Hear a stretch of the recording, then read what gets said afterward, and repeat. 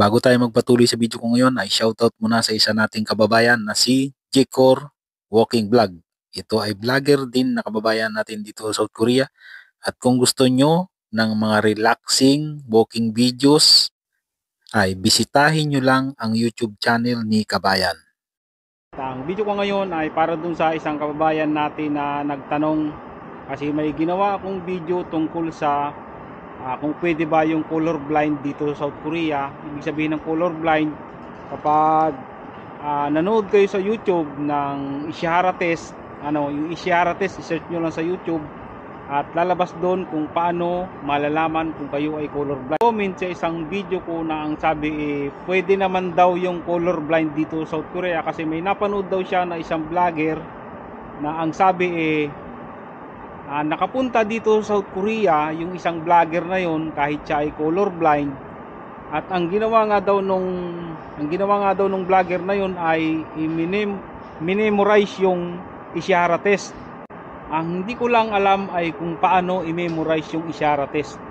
Sa totoo lang, kung na-experience ko talaga na pwedeng makapunta dito, kung na-experience ko, kung halimbawa ako ay colorblind at nakapasa ako sa exam kahit ako ay colorblind, siguro ay maituturo ko sa inyo kung paano pumasa sa Ishihara test kahit colorblind. Tinanong ko nga si Kabayan kung ano yung pangalan ng vlogger na yon para mapanood ko rin kung paano ba yung ginawa niya para makapasa sa Ishihara test kahit colorblind.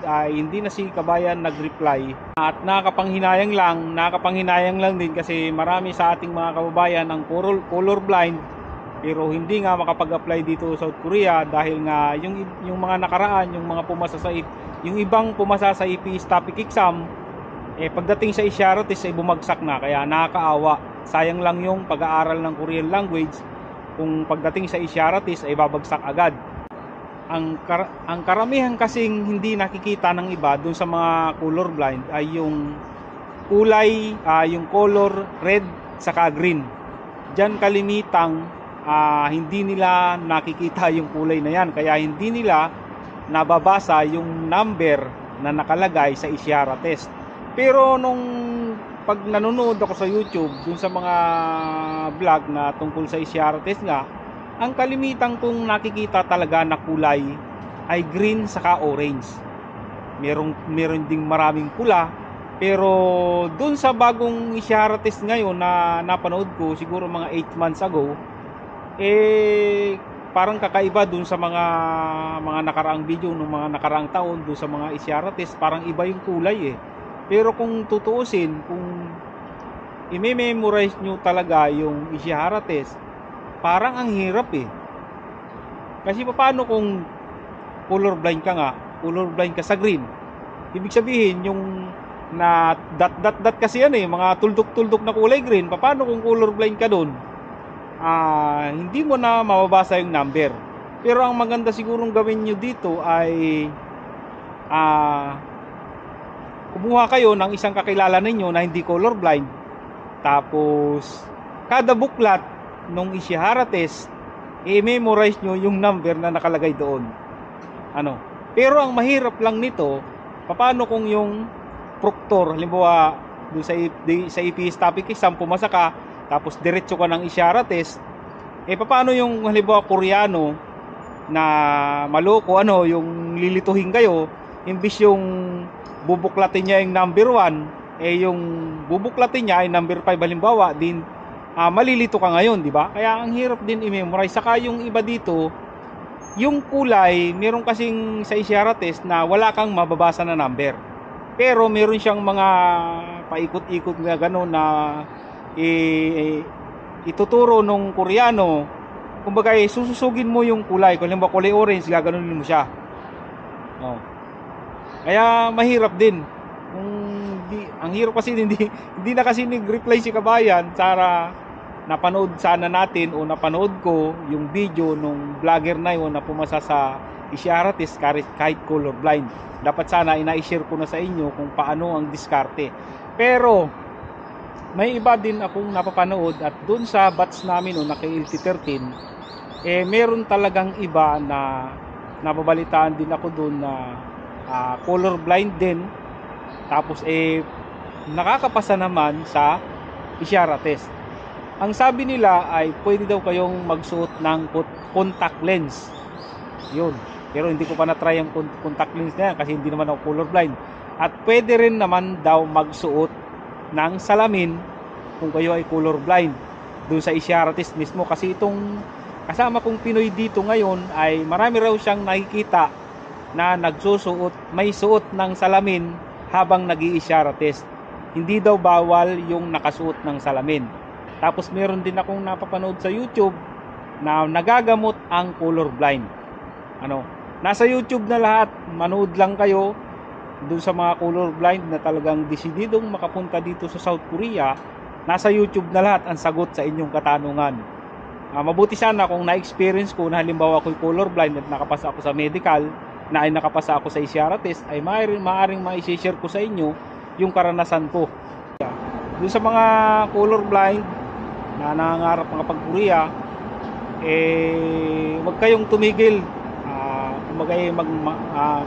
Mag-research kayo, manood kayo lagi sa YouTube, i-search nyo sa YouTube kung paano i-memorize ang isyara test o kung ano man yung gamot. Basta nasa YouTube na lahat, manood lang kayo kung talagang desidido kayong makapunta dito sa South Korea kahit kayo colorblind. At paubos na naman nga yung maintenance ko ng gamot para sa high blood. At pupunta na naman ako ng clinic. Ngayon nga ay kukuhanan ako ng dugo dahil every 6 months ay bina-blood test nila ako para malaman nila kung ano yung may diferensya. Pero every 6 months naman wala namang nakikitang problema. Blood test ko at normal naman lahat, pero mas maganda na rin yun, mas okay na rin yung every 6 months. Para sa akin ay kinukuhanan ako ng dugo para malaman ko kung ano yung status na lang kalusugan ko. Tara, punta na tayo sa clinic na pinapacheck-upan ko. At nagbike lang ako ngayon dahil hindi na masyadong malamig.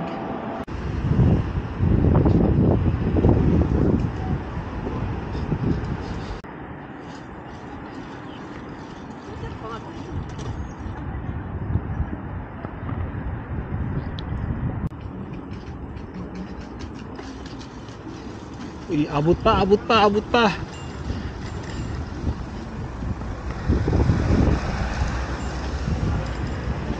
Kaya meron dito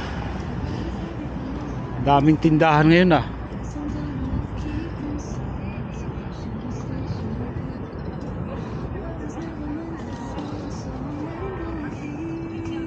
Sari-sari yung mga tinda dito. Malapit na ito sa clinic na pinupuntahan ko. Daan muna tayo.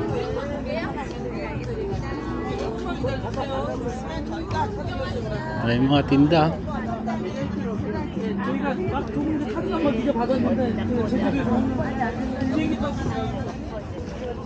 Mga prutas.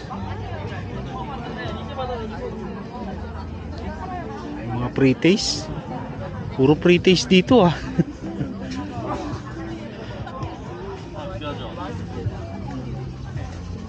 Ayan 여기다 넣어서 드셔도 돼. 이거 드리고 싶다고.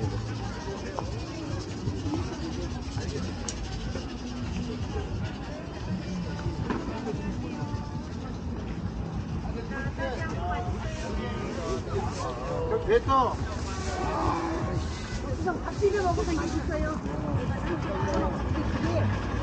Mayroon pala ditong ganito kapag yung patapos na spring.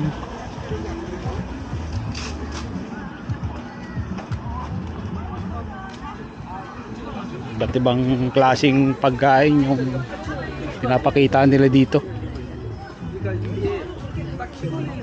Yung mamayang gabi sigurado maraming tao dito.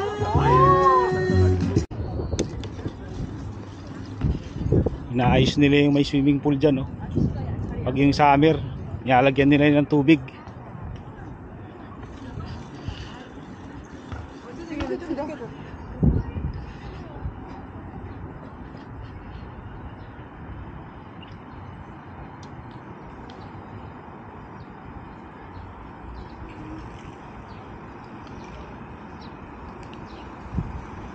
Yun, abot pa.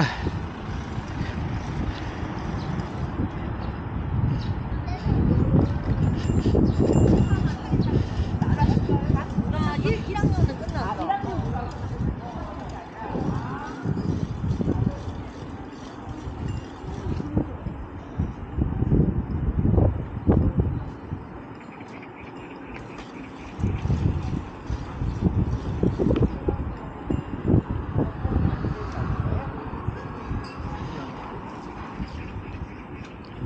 Okay.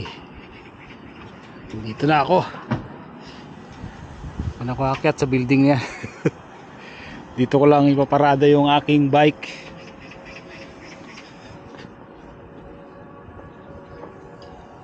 Maraming bike dito.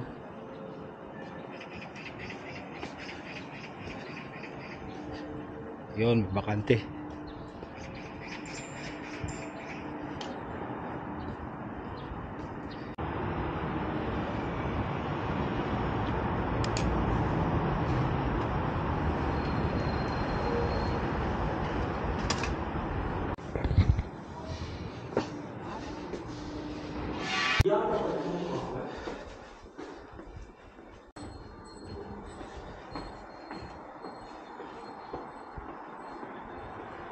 Pahinga muna 5 minutes para sa blood pressure. Akala ko kukuhanan ako ng dugo ngayon, pero hindi pala, kasi sabi niya sa akin nung last month nung pumunta ako dito ay kukuhanan daw niya ako ng dugo ngayon pagbalik ko, pero sabi niya sa akin kanina next month. Next month na lang daw. Uliyanin niya yata si doktora. Sabi niya sa akin nung last month na pumunta ako dito ay i-check daw niya, kukuhanan daw niya ako ng dugo.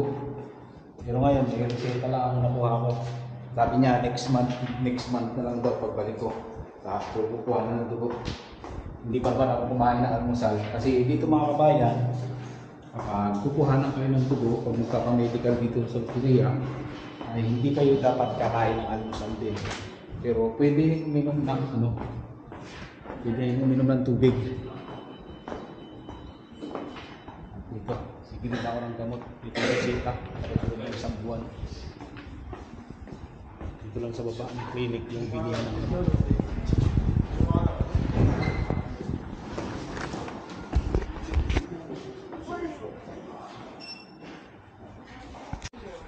아빠는 어머니 맞지? 안녕하세요.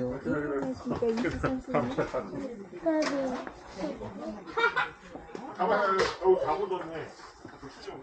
아니, 혹시 휴지 없나요? 애기. 저희 사장님 휴지 없나요? 애기 큰일 나세요. 13,600원 결제하실게요. 안녕하세요. 네, 되겠습니다. 감사합니다. 많이. 네. 아이, 끌렸어.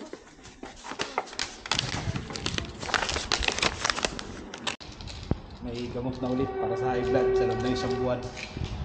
Next month na ulit ang balik. Kukuhanan. Kukuhanan ng dugo next month. Hindi pa naman ako nag-almusal ngayon. Okay, uwian na mga kabayan. Yan lang ang buhay-buhay dito sa South Korea. Kailangan alagaan ang sarili. Mahirap kasi pagbansa. Nagkasakit.